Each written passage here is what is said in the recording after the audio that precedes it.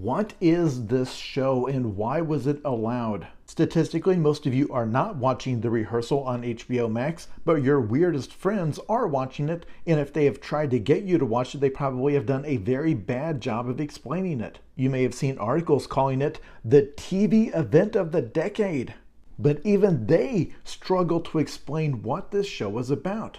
If you try to look up clips or trailers or screenshots from the show, no two are going to look like they're from the same thing. And no, this is not a sketch comedy thing. This bit here, where the host, Nathan Fielder, has shaved his body to turn himself into a giant baby and then built a giant oversized bedroom for himself, and this bit, where he is now dressed as an elderly airline pilot, are from the same episode and in fact occur just minutes apart as part of the same storyline. Fans will tell you how it is the funniest show ever made. They will use the word genius. But if instead of listening to me, you go and just try to watch an episode, like 20 minutes will go by without a single joke. It's just an incredibly deadpan Nathan Fielder walking you through this bizarre process he has set up, and then something will happen, a punchline, that will hit you so hard that you will have to pause the TV and just stare. I've never had a show get that reaction from me before, where I just can't believe what's happening. I fully realize that I've not gotten around to just saying what the show is about, but that's kind of the point, and I realize how annoying it is for me to say that. You see, the guy who made the show, Nathan Fielder, previously had a show called Nathan for You, and it incorporates real people who kind of don't know what's going on. But it's not just a prank show. This isn't like an Eric Andre or Borat skit. He's not just doing outrageous things in public to record their reactions. Instead, he's doing a months-long, multi-million-dollar social experiment, I guess.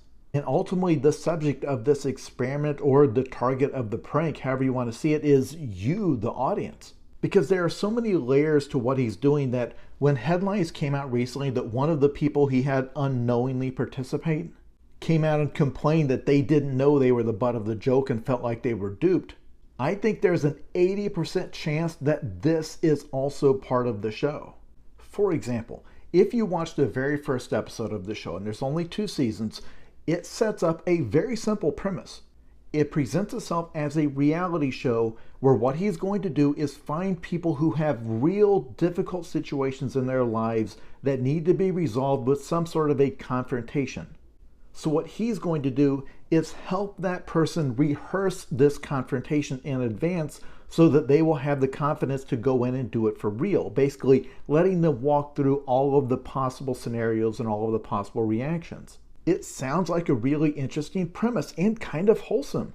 That he's going to bring in these people with social anxiety and show them that there's nothing to be afraid of, and then record the actual confrontation and see how it goes. And he will completely abandon that premise almost immediately. The show, The Rehearsal, very quickly becomes about how his idea for a show called The Rehearsal is not a good idea for a show and it doesn't work. So then the show becomes about him digging into his own personality and trying to understand why he thought this would work.